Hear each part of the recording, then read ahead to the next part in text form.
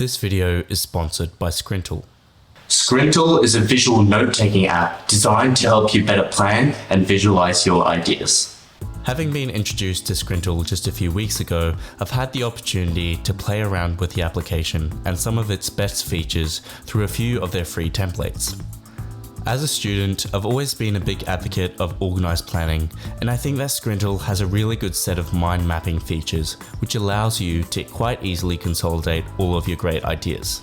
Simple card linking and tagging allows you to keep track of your ideas, and the spotlight feature combined with a minimal aesthetic provides a clutter-free writing environment. The concept of the infinite canvas allows you to limitlessly expand your train of thought, and there's also a live sharing feature which makes it great for collaborating on projects with fellow students or work colleagues. There's also a learning center which allows you to view tons of guided step-by-step videos of how to use the application.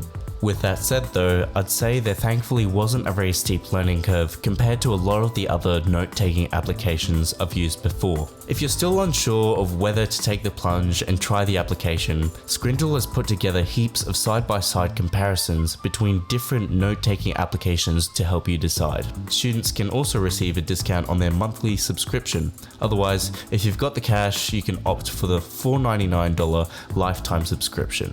As much as I love Scrintal, there's certainly opportunity for improvement. The Mac-based application was admittedly a little bit clunky to download and still isn't yet available on the Mac App Store. On top of that, you'll find it difficult to use Scrintal on a phone or tablet since it simply isn't available natively on the iOS or Android OS app stores. Overall though, I'm really happy with Scrintal so far, and I'm excited to continue exploring its functionality and everything that it has to offer. Thanks again to Scrintal for sponsoring this video. Check out the link in the description and use the code ON10 to receive 10% off your Scrintal subscription. Right, just before we begin, heads up that this is a slightly longer video. If you want to check out the timestamp in the description, feel free to skip around as you need, and hopefully you find something valuable. Hey friends, welcome back to the channel. If you're new here, my name's Owen. I'm a first year medical student and I graduated from Kansas State High School with an ATAR of 99.45. This year's Rakuto. Do you want to introduce yourself, Rakuto? Yes, so I'm Rakuto. I'm a first year medical student and I did graduate from public school with 99.55 ATAR. Awesome, and today we're going to be discussing a little bit about study strategies we use as public school students specifically to sort of get into med school, figure out all our study strategies, our ambitions and goals during year 11 and year 12.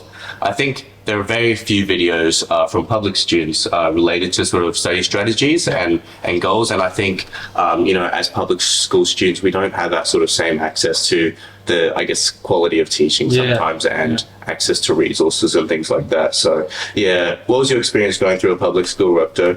Yeah, I 100% agree. Like, I don't have much resources. That's the main thing, and also compared to private school, lack of resources, lack of support. When it comes to like getting to medical school, I think there was a lack of support. That's the main thing. And but yeah, like I found it fine. Like, it wasn't too difficult for me. But yeah, when it comes to academic support, when you go into medical school, you need UCAT support, interview as well. I think there was less support from school. Yeah, definitely. And I think sort of coming from a more sort of regional area of Cairns, that made it also a lot more difficult. You and I were sort of like one of the few people who kind of want to go to medical school out of the friend group that we knew. It is true. Like in my high school, there was only like one or two, including me, myself going to medical school.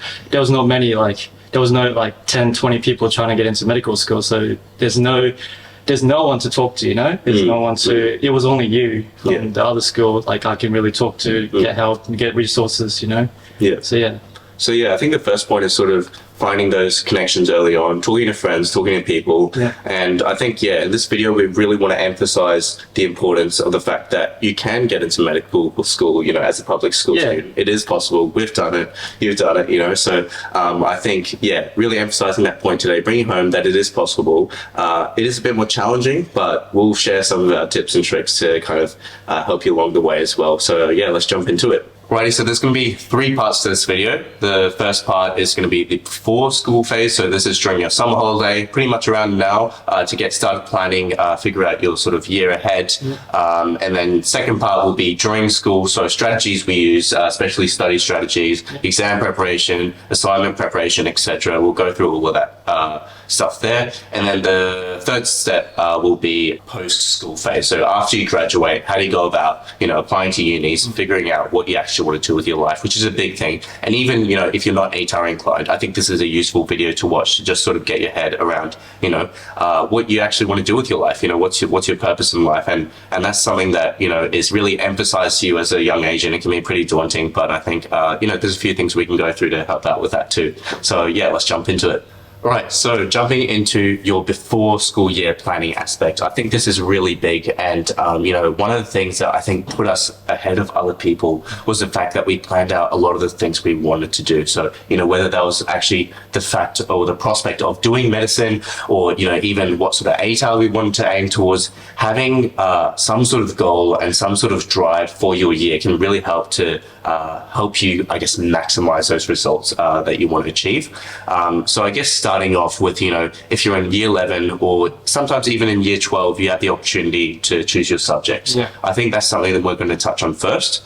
I think for me at least, and I'll ask you later what your opinion on this is, Rakuto, but the things that I like to focus on, first of all, what you're good at, secondly, what you like, and then your final step would be, I guess, scaling and determining what actually gets you the ATAR that you want. Yeah. So yeah, I think focusing on your skills and identifying, what have you been good at? You've been through that sort of 4 or 5 years of high school. So what have you enjoyed and what have you been good at? And how does that sort of correlate to what job you actually want to do in the future? I think is really important to address. And then the final thing is, I guess, scaling and working towards, what subjects are going to maximize my ATAR. That would be only secondary to what you're good at and what you enjoy. Because sometimes, you can have a less well-scaling subject that you perform really well in. That's still going to put you ahead of, even if you do a subject that's really good at scaling, but you don't do so well in it. Yeah, you want to do a subject that you're definitely like it and good at as well. It's really difficult to find subject that you really like and you're really good. But try to do subject that you actually like first, and then do something that you're actually good at as well. So when I was in grade 9, grade 10, I knew I was good at math and science, but I wasn't good at English. So try to focus on math and science. So around subject selection for grade 10, grade 11, try to, do more difficult math because I was good at it. But in science, there's a lot of science too. There's biology, there's chemistry, there's physics. So I was like, okay, well, let me do all the subjects, all the science subjects, and see which one is actually good at and which one I actually like. And I did those, and biology was really hard. I found it difficult, even though I'm a math student. I found biology hard out of all 3: physics, chemistry, biology. And I chose chemistry and physics because I actually enjoyed, and I was actually good at it. So yeah, so I chose those. So yeah, it is pretty important. I 100% agree. You have to do something that you actually like and good at. Yeah, awesome. And so, yeah, really using those sort of younger years at your high school, especially if you're watching this video as a sort of year 8, 9, 10 student, figuring out, trying everything out, there's no harm in doing something that you haven't done before. That's your opportunity to test things out. And then in year 11, that's sort of your trial run for year 12 as well. So use that as an opportunity to learn things, make mistakes, grow on that. I think is really important. And yeah, for me as well, I'm sort of a little bit opposite to Rakuto. I was still good at maths, but I think English was really my strong suit. Yeah. And so I did 2 English subjects in year 12. I scored really, really well on them, and that sort of boosted my ATAR as well, even though English, generally speaking, isn't a very good, sort of scaling subject overall. So yeah, just keeping those things in mind, I think is the first step. And now we're going to talk a little bit about planning your year, talking a bit about motivation, goal setting. It all sounds pretty cringy sort of stuff, but I think, if you have an idea of what you want to do with your future, that's a really good stepping point for, your motivation throughout the year. There's going to be points where you really hate year 12, and I hated year 12 sometimes too. All the assignments. Yeah, it's like... It's really tough. Yeah, it's hard to get motivation sometimes around your friends, especially in public school, Yeah. If there's not many people actually going for med school, going for high ATAR, it's kind of hard to motivate yourself sometimes. Yeah. Yeah, definitely. I think, for Rakuto, at least, you're like the first person to achieve a 99 ATAR in your school ever, right? And, there were a few 99s in my school, but, generally speaking, our sort of median average ATAR was sitting around 70s, 80s. And so, when you're surrounded by people in that environment, it's very easy to get sidetracked. And, I think it's good that we were sort of in a public school environment. We got a real sense of, what the world is really about. Not everyone's going for, med school, incredibly high ATARs or whatever, but acknowledging that still spending time with friends, we still went to parties, we still hung out with mates, but acknowledging that, you need to sometimes set yourself away from that and spend some time studying. And so I guess just acknowledging that at the start of the year is really important, and saying, I will need a bit more time for myself at the start of the year. Yeah, time management is super important. Like, you have to understand, like, you have to actually commit if you want to get like high ATAR. Like, obviously you want to spend time with your family, friends, but also you need to understand that you have to spend a lot of time into studying, and also other extracurricular activities you actually want to do, whether if it's getting to medical school, or if it's something that you actually like hobby, and it's really important. And I think that's something I want to touch on as well. Both you and I kept hobbies. I think for you was basketball was a big one. And for me, music. I did a lot of leadership activities at school as well. And I think those extracurricular activities, you might see them as like a time cost in terms of like, oh no, I have less time to study. But I think, the value that you gain out of doing that is so much more worthwhile than the sort of ATAR definitive sort of number that you pop out with at the end. Experience is something that you can't put into numbers, and I think the friendships and the experiences that we've built through those extracurriculars was really, really valuable. So if there's anything we want to, I guess, highlight to you, is that year 12 should be a balance. It shouldn't be about, going for it. Yeah, it shouldn't be about just going for that ATAR and forgetting everything else in life. It should be about spending time with family, friends, and, I think we could have all sort of improved on that aspect. There were times where, maybe we locked ourselves inside the room for too long. But having that, I guess, holistic approach is really the planning phase for year 12. And in terms of time management, any strategies or planning sort of things that you put into action before year 12? Yeah, that's a hard one. But time management, I don't know, I think you did as well, but like maybe for like a weekly plan is something that we tried. I think you had more like really distinct, clear schedule, but for me, like, I was like, okay, well, in this week I have to go to basketball training. Like, I have to detail every single thing that I'm going to do, and find obviously you want to put free time into it as well, but try to make like a weekly schedule, and also having a clear plan, like, okay, this is when I have exam, this is when I have like assignment due. So, okay, let's make like a monthly plan as well. Like, okay, when do I have to finish the draft? When do I have to study for this exam? And try to put into the schedule. I think making the schedule first is the very first thing, and then try to, organize it. I think that's... Yeah, 100% agree. And I did a similar thing with sort of time blocking, saying this is the amount of time I have. How am I going to use this time?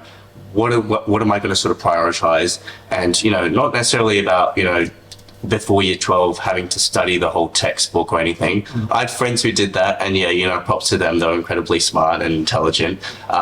Enjoy your holiday still before you get into year 12, because you won't have much of a holiday after that. But I think just giving yourself some sort of idea of, what are the planning strategies I'm going to use, whether it's time blocking, monthly planner, weekly planner, whatever that may be. Having something there, I think, is better than nothing at all. Yeah, you need a visual representation, you need, I didn't do it on the computer, but I actually print it off and then try to write by myself. And it's something to put it up on the wall or on the table, so you can see when the exam is, and try to cross out every single day. Okay, I did this. Okay, I think I'm prepared for the exam. That was kind of motivation for me as well. Yeah. Speaking of motivation, I had 2 posters up in my study room. It said, keep calm and get a 99 ATAR, and keep calm and become a doctor. So I think I'm on track for those 2, which I'm pretty happy about. So, if it's simple things like putting a poster, manifesting, I want to get this ATAR, having some sort of goal in mind, something to look at on the wall and, just keep yourself on track, I think is really good. That's all we sort of have to say for planning. I think it's about getting yourself in that one mindset, thinking about a few practical elements, but also how you're going to balance your life, because year 12 is about balance, and that's a key message we want to highlight in this video. Righty, so now I'm jumping into, I guess, during the school year, how we've managed ourselves. This is probably the trickiest part out of everything, as you can imagine. It's going to be stressful, it's going to be hard, but take it one step at a time. Make sure that, you have a good support system around you. I think that's something we'll highlight a little bit later on. But yeah, mental health was something that hit me a bit harder, I think, in year 12, noticing that, wow, I'm just like so under pressure. But I had really great friends and family around me, so making sure that you do have people to reach out. And also, doing it like extracurricular activities, as we talked about, like that's the main thing. Like I had exam, like I did scouts in addition to doing basketball. But for scouts, like we had scouts activity every single week, but also we had camping, like not every single weekend, but sometimes in the weekend. And then we had exam. Like I had exam like straight after camping, but like I still wanted to go camping. But like it's because like you needed something to clear your mind. You needed something to distract yourself from studying too much, because like you don't want to study all weekend, stressing out, and then going into exam actually like stressing out.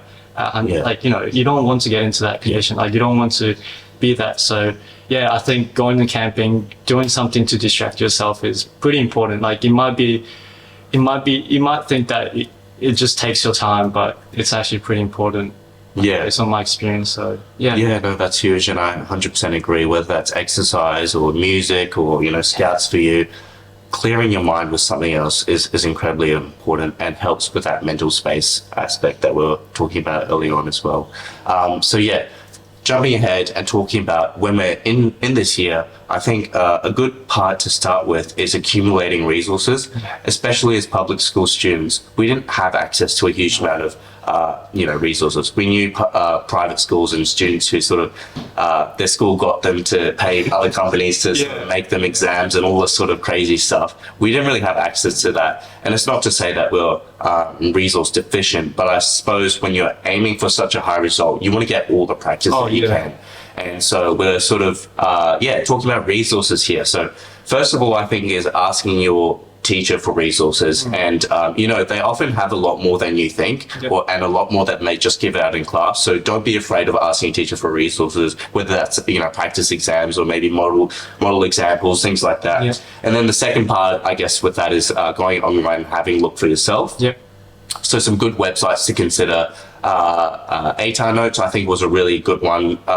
People sometimes post their own notes on their practice exams, etc. Honestly, if you just go in and type, practice paper, physics, QCAA 2020 or whatever, there'll be a few examples that come up and some things you can go through. I did that too, and I think not for chemistry and not for physics very much, but like for math, like I asked my math teacher, and I got a lot of resources out of it. But compared to private school, maybe not, but I think it was plenty enough. And also getting from Owen, like I asked Owen so many times for the like research papers, like the assignment papers, like practice exam, so many. And like I think I got like 10, 20 of them, and like it was free to share. And like it's very important to have friends like this, getting resources and sharing, feeling free to share those it's pretty important. So connections within the school, but also outside of school. If you have mates in other schools, that's a really great opportunity to kind of snag some other free resources here and there. Would highly recommend. And I think a good thing to consider is that the QCAA bank of questions is increasing every year as more and more external exams are being done as well. So we sort of were limited to about 2 or 3 papers from the QCAA, but that's increasing every year. So keep that in mind as well. And now it's like 2019 to 2023 now. Pretty much. There should be plenty enough. There'll be a lot of stuff there. Awesome. So jumping into internal assessments now. So I think this is a big area to focus on, because you have complete control over it. Okay, when you walk into the external exam, it's one exam. You don't exactly know what's going to happen. You've never seen an exam before or have any idea what it might be about. So honing on internal, I guess, marks was really something that I think put me and you into that sort of 99 ATAR range. And we want to emphasize as well that 99 ATAR doesn't mean you have to score 100%, you know, on all your subjects. No perfect score. Yeah. You don't have to. Yeah. But try to max out the internal assessment. So you don't stress out for the external exam. Like, you know, you want to get high score on external, but main thing is get internal, because I think that's the easiest one out there. Like, just get maxed out. Yeah, that's 100%. So whether that's, you know, assignments or exams, your teachers are writing the assignments. Your teachers are preparing those exams. They're writing the exams. So they know exactly what's on there. So use them as a resource itself. Ask them questions, etc. And I think the biggest point for internal assessment is, especially for assignments when you're handing in a draft, make sure you hand in a complete draft.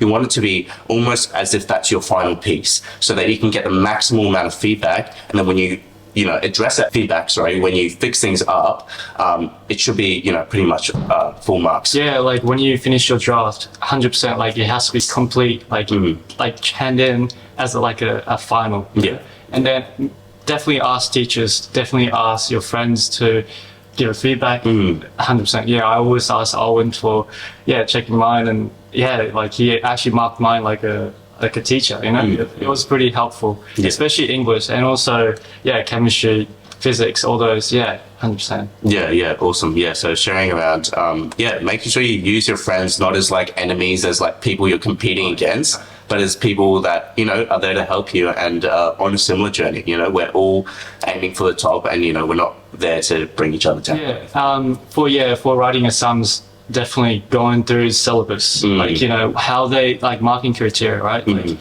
that's how teachers going to mark, like based on the marking criteria. That's what they're going to use. So try to use marking criteria, try to write sentences from marking criteria, because if you're going to see, like, if you go to QCAA resources and see how they're marking, it's based on the marking criteria. Like, this is like, this sentence is worth 4 to 5 points, or 2 to 3 points. Like, it's very easy. Like, when it comes to assignment, I think if you write based on marking criteria, that really is your holy grail. So look at that ISMG or the EAMG for the external exams, and make sure you're literally going through every single point, making sure you have that. And then that way, there's no way the teacher can say, you know, you haven't done this, because you have actual examples. So highly recommend. 100%. Awesome. And so moving on to external exams, this is a whole nother boat. So we emphasize maxing out internal exams, because the reality is you don't know exactly what's going to be on the external exam. You can only do so much practice, and, you know, obviously you want to do as much practice as possible.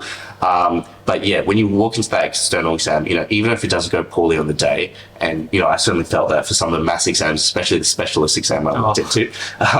But, you know, I think, first of all, your internal marks do help out a lot, and then scaling also does help a lot. So, for example, my overall specialist mark was 83 out of 100, which isn't something magnificent, and something you certainly wouldn't expect from a, you know, 99 ATAR student. But the reality is 83 for my year scaled up to something like a 96.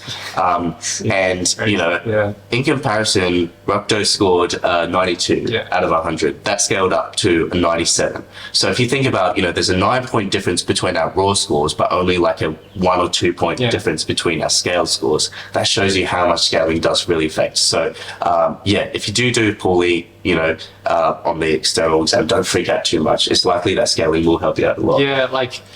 Scaling is very important. Like, when it comes to specialists, like I was recommended to do specialists, and I really enjoyed. But 83 and 92, like after scaling. So it shows how important the scaling is when it comes to subject selection.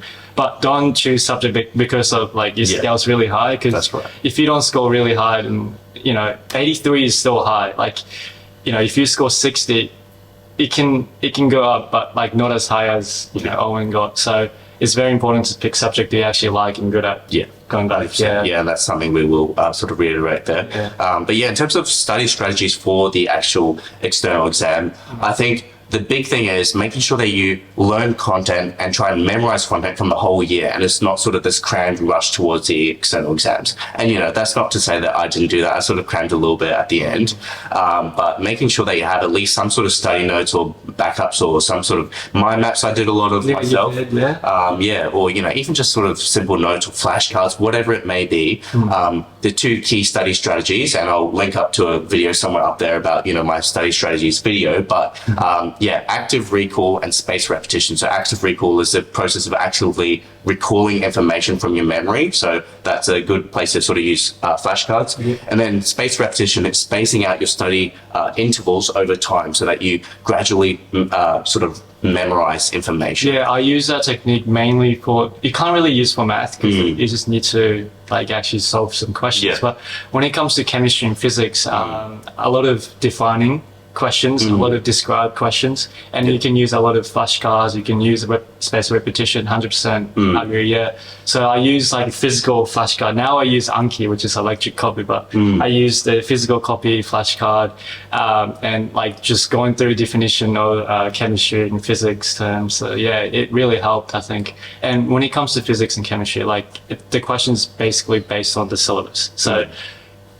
see the syllabus and then make question for yourself and then find an answer, because I think that's the way I found the best. Yeah, definitely. Study, and they can only ever test stuff that's on the syllabus, right? So you can't expect anything on the exam that's completely new or that's never been taught. So just keep that in mind. There's only sort of various levels of complexity. So in terms of the content, going through that syllabus is super important. With all that said, I think that's everything for external exams. Mainly now I just want to touch on how can we best manage our time in terms of balancing both school and work and family. So for me, I've sort of worked about 3-4 hours during the week, so that was pretty manageable. I think you did something pretty similar there as well. I didn't actually work, but I did a lot of tutoring inside and outside of school.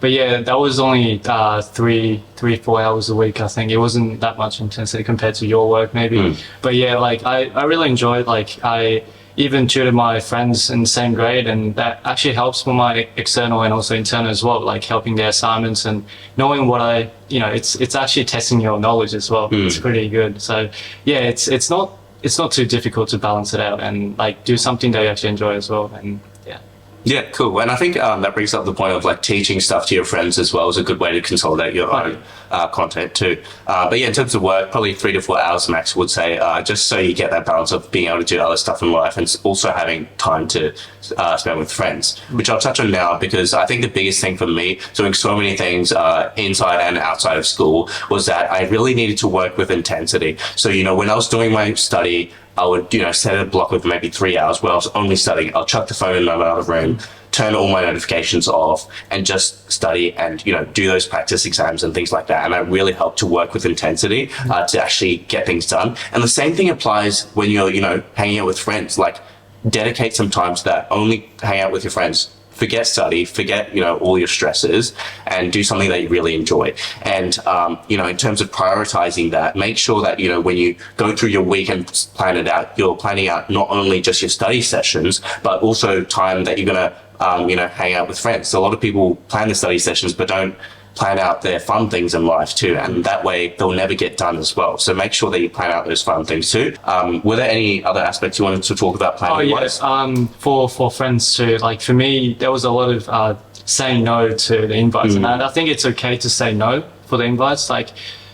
Make sure understand your priority. If you have the exam or sums coming up, and if your friends if your friends asking you to come to their party or come to just hang out, it's okay to say no. It's okay to to say them no, that you have exam, the sums coming up. I know it is really difficult to say because you have your close friends enjoying as well, but I think understanding the priority, you have to, if you're actually dedicating to get high ATAR, get into the dream school or get a dream course, it's okay to say no, and also have fun when you're actually hanging out with friends. So that's the main thing. So learning how to say no. is really important, and it's a lot harder to say no than it is to say yes, right? You can say yes to a lot of things, but you also don't want to be that person who says yes to something but never shows up, or that sort of thing. So don't overcommit. I think is really important, especially during that school year.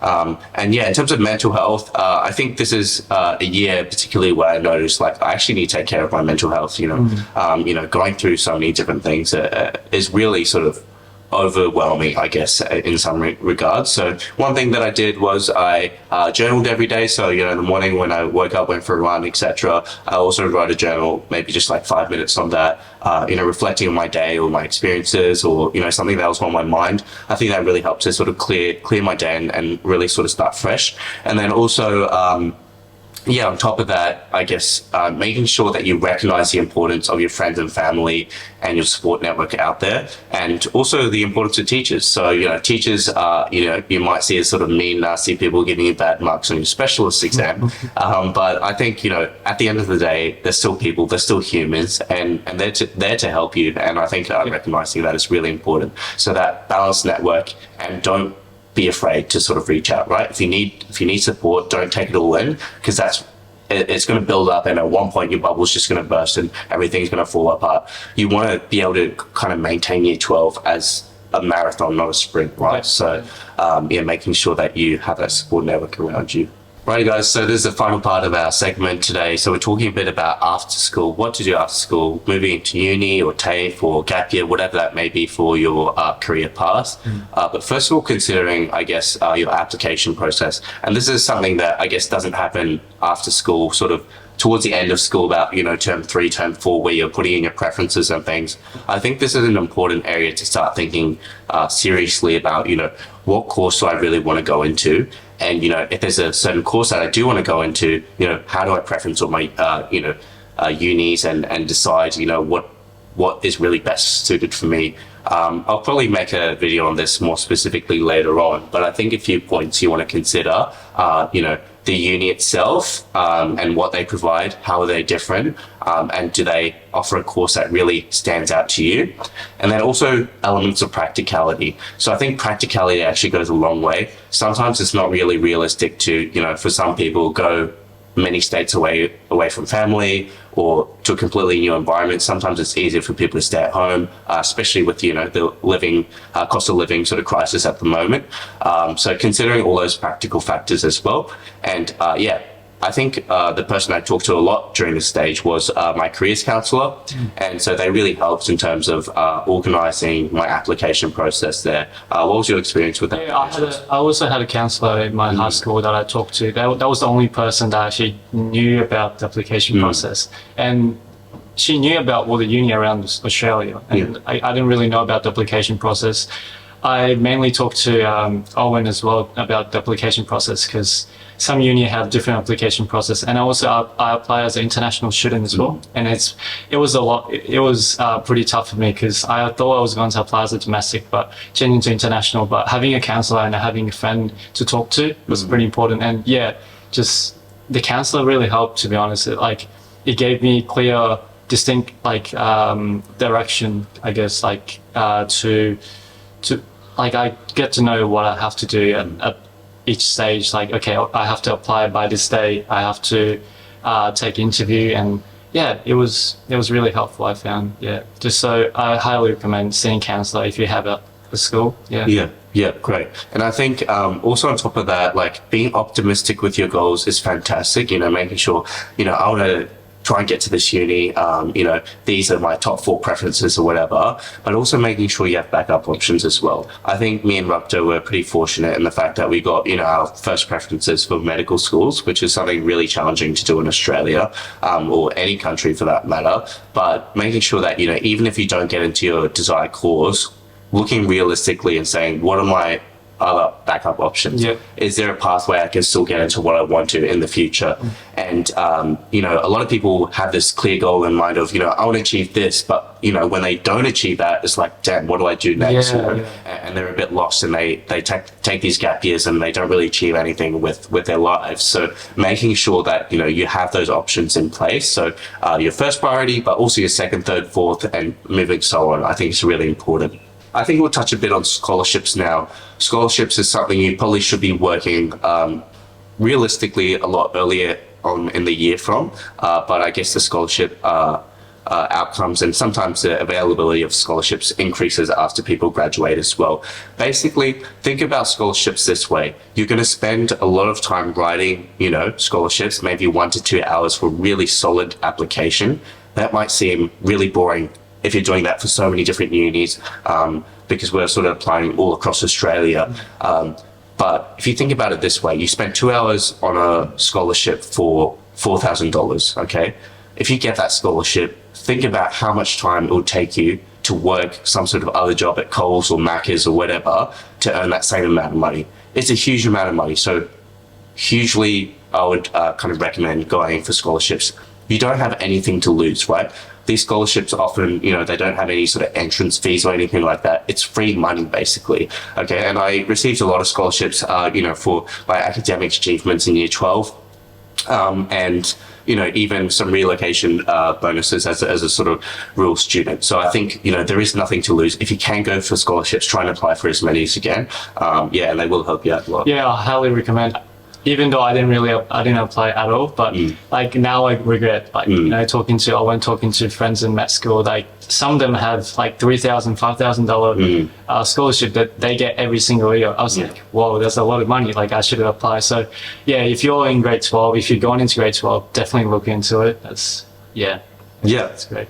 Alrighty, so the big day, ATAR comes out. What do you do? For some people, it's a great, sort of feat. It's like, yes, I've got the ATAR I wanted. For other people, not so much. I think, we were pretty fortunate. Again, we got the ATARs that we wanted. We worked really hard towards it, and we're really proud of what we achieved. For other people, they still worked really hard, but they didn't get what they wanted.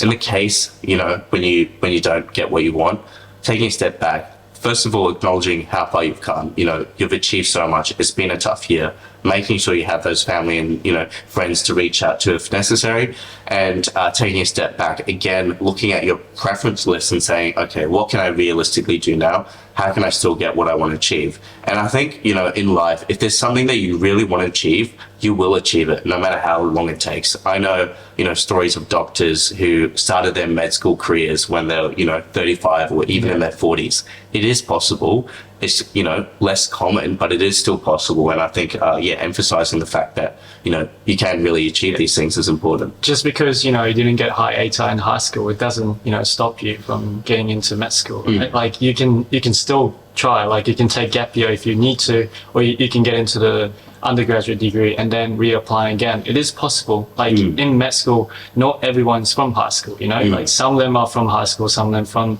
done certain degree, or so you can, you don't have to give up at that stage, it's fine. Yeah, and again, really good to go back to your careers counselor. Even though you've technically graduated already, they're often really happy to help you out in terms of figuring out your options there. And there's a lot of other free career support services out there too. There's free TAFE courses for people, with Australian citizenship. And so just considering, there are so many resources out there. There is no reason for you to just sit back and give up or, take a gap year but not really do anything with your life. I would strongly recommend you at least have something that you're working towards, and keep up that momentum. Don't get too sort of downhearted about it or anything like that. But yeah, that's an ATAR. And then obviously if you do get your ATAR, congratulations to you that you won it. Talking about, I guess, when offers come out. So that can be anywhere. I know some degrees do early offers. So that's a really great thing for people. They don't have to even worry about that ATAR because they've already got a degree. But yeah, I guess when those offers do come out, December, January, if you do get multiple offers, huge congratulations again. So making sure you prioritize those in terms of those practicality factors that I was talking about earlier. Talking to parents, oftentimes, parents will be supporting you a lot. So making sure you have that discussion with them, working out practically what works best for you. Any tips or advice on choosing unis? Yeah. So when it comes to medical school, as I said, I was an international student, so tuition fee is a big part, I have to consider. So when it comes to those aspects, I think when I was choosing uni, I got a few offers, not as many as Owens, but I got three, four offers from medical school. But then when it comes to choosing school, I chose based on tuition fee because of the parents. I think practicality comes in this case. So yeah, when it comes to choosing uni, so because I was international student and tuition fee is a big aspect when I have to choose uni. So yeah, so I got a few offers, not many, but so I chose JCU mainly due to tuition fee, and also living fee as well. So it is very important to understand. And also when it comes to JCU, because I'm from Cairns, it was close to where I lived. So yeah, those reasons are very important to consider, I think. Yeah, definitely. And I guess, figuring out that aspect, if you are an international student, fees are sort of upwards of $60,000 a year. So it's a lot. Huge amount of money. Make sure you do look into scholarships and stuff that can really help you out as well. And try and get citizenship as soon as possible. I know that's what you're working towards, and it will help you out a lot with that sort of monetary aspect. And finance is a big part of actually living alone. That's something you realize later on. Luckily for Australian citizens and I think New Zealand citizens as well, you get HEX, which is basically a loan.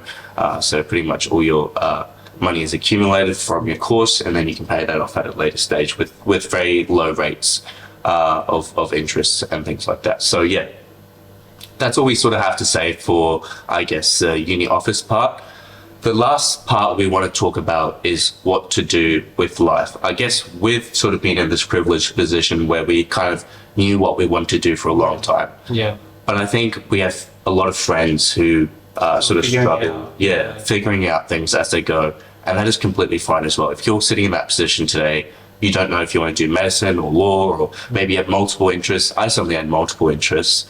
And it's a matter of balancing out, what can I see my future as, and recognizing the fact that in this day and age, it's perfectly normal to have multiple jobs. It's perfectly normal to switch around and things like that. And the experience of learning and making mistakes and doing new things is hugely valuable. But I think for year 12 at least having one thing that you're sort of working towards, rather than some sort of undefined goal, can help, especially with your motivation throughout the year. So, let's say you're, sort of deciding between medicine and law. I think a good place to sort of, maybe you're a little bit more interested in medicine, aim towards that really strongly. And, you'll come out with an ATAR at the end, which is, versatile, and you can apply to multiple aspects.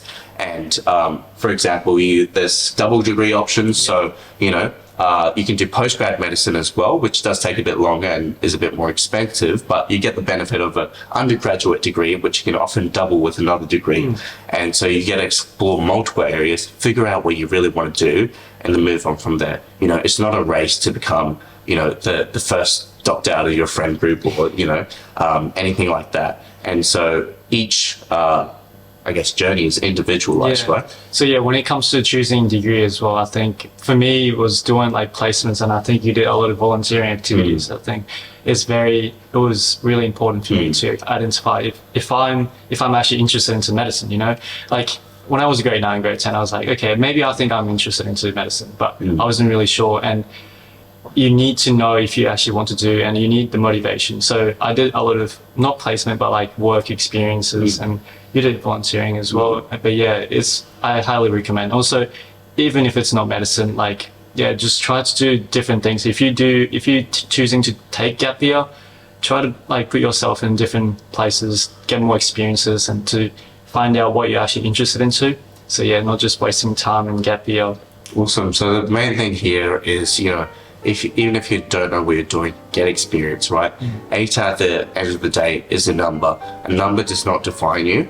A number can be put on paper, it can be shown to the world, it can be put on videos, but what cannot be put onto videos or explained as easily is the experiences that you have. And I think that's something hugely valuable. So our key takeaway here, I think, for this whole video is that You want year 12 to be balanced.